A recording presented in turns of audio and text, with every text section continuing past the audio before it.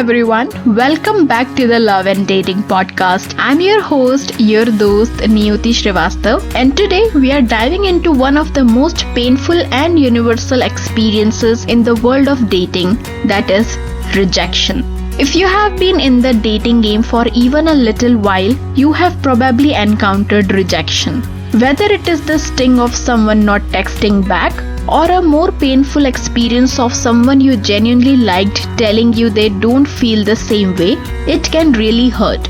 But why does rejection hurt so much? And more importantly, how can we overcome it and grow from it?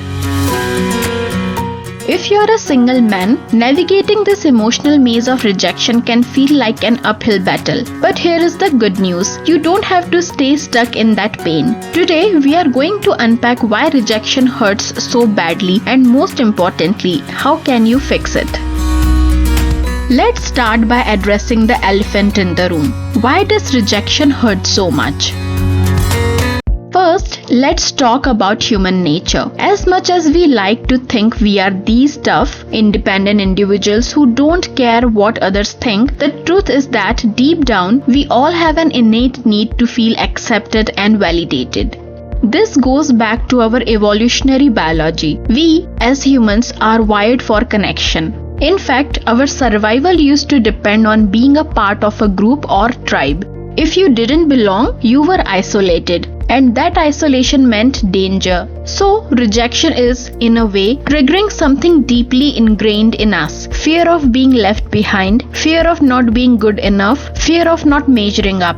When we face rejection, our brain reacts the same way it would if we were physically hurt. In fact, studies have shown that rejection activates the same area of the brain as physical pain. And that's why it feels so intense.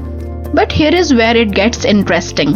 While rejection can cause this sharp, almost unbearable pain, it doesn't mean we are destined to stay in that state forever. We have the ability to bounce back, but only if we approach rejection the right way. And that, my friends, is where the healing begins. Now, before I dive into the steps for healing from rejection, I want to share a personal story that really drove this point home for me. It's about a friend of mine, let's call him Ronak. Ronak had been dating a woman for a few months. They hit it off, spent a lot of time together, and shared great conversations. Ronak was really excited about where things were going. But one evening, out of the blue, she told him that she didn't feel the same way anymore and that it was the time for them to go their separate ways. Ronak was crushed. He spent days replaying the conversation over and over in his mind, wondering what went wrong, thinking maybe it was something he said or did. He even started questioning his worth, wondering if he was just not enough. He felt rejected not just by her, but by love itself. It was like his self-esteem took a massive hit. And for a while, he couldn't shake off the feeling of pain, frustration, and doubt. But here is where Ronak's story takes a turn. Instead of wallowing in self-pity, he decided to dig deeper and understand why rejection was hurting him so much. He realized that the reason it felt so personal was that he had placed his entire sense of worth on this one relationship. He had let his self-esteem become so closely tied to how someone else felt about him. Once Ronak understood this, he took a step back and redefined his mindset. He realized that rejection wasn't a reflection of his personal worth. It was just a part of the dating journey. It didn't mean he wasn't deserving of love or companionship. In fact, it meant that he was closer to finding someone who truly matched his values and vision for a relationship. Rejection, in this case, was simply a redirection. Now Ronak doesn't take rejection as personally. He is able to bounce back quicker, learn from the experience, and keep moving forward. And most importantly, he has learned to separate his self-worth from someone else's opinion. This transformation wasn't easy, but it was absolutely worth it. And I think we can all take a page out of Ronak's book. So now that we understand why rejection hurts so much, let's talk about how to fix it. How can we manage that pain, bounce back, and ultimately grow stronger from the experience? Here are a few steps that helped Ronak and that can help you too. The first one is acknowledge the pain, don't ignore it. The first thing to do when you feel rejected is to acknowledge the pain. Don't try to brush it off or pretend it didn't hurt. Rejection is painful. There is no denying that. But what happens when you try to suppress your feelings is that they tend to bottle up and resurface in unhealthy ways. So, allow yourself to feel what you are feeling. It's normal. The second one is don't take it personally. This is a big one. We tend to internalize rejection as a reflection of who we are. But the reality is, rejection is often about timing, compatibility, or circumstances, not your inherent worth as a person. So when you face rejection, remind yourself, it's not about me, it's about the situation. In Ronak's case, his ex wasn't rejecting him as a person. She was simply telling him that they weren't compatible. And that's okay. It doesn't mean he was unworthy or lacking in any way. The third one is reframe rejection as redirection. This is where the real magic happens.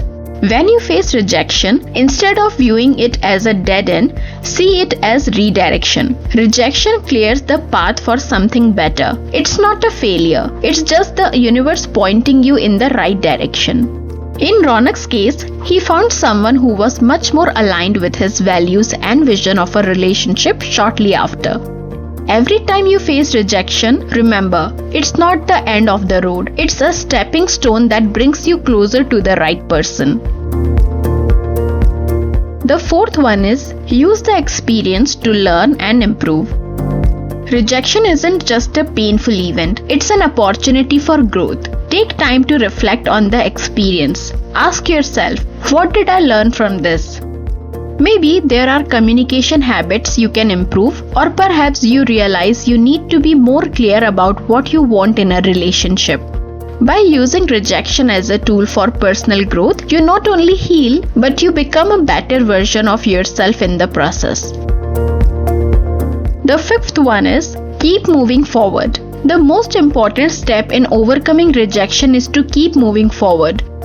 Don't let rejection hold you back from future opportunities. In fact, the faster you get back into the dating world and put yourself out there again, the quicker you will realize that rejection is not as big of a deal as it seems. Every no brings you closer to the right yes.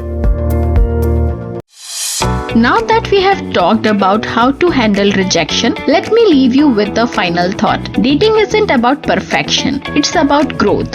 Rejection is just one of those experiences that shape us into the people we need to be for the right relationship. So the next time you face rejection, remember, it's not about you. It's simply a part of the process, and it doesn't define you. If you want to dive deeper into how to navigate rejection and build a stronger, more resilient approach to dating, I've got something special for you. I would like to invite you to sign up for our upcoming Dating Right workshop. In this workshop, we will tackle rejection head-on, along with strategies to build confidence, attract the right partner, and foster healthier relationships. Click the link in the episode description to register. Trust me, you won't want to miss it. Thank you for tuning into the Love and Dating podcast. I'm Niyuti Srivastav, and remember, rejection is just redirection. Keep moving forward because remember, you deserve the love. I'll see you next time. Until then, keep dating.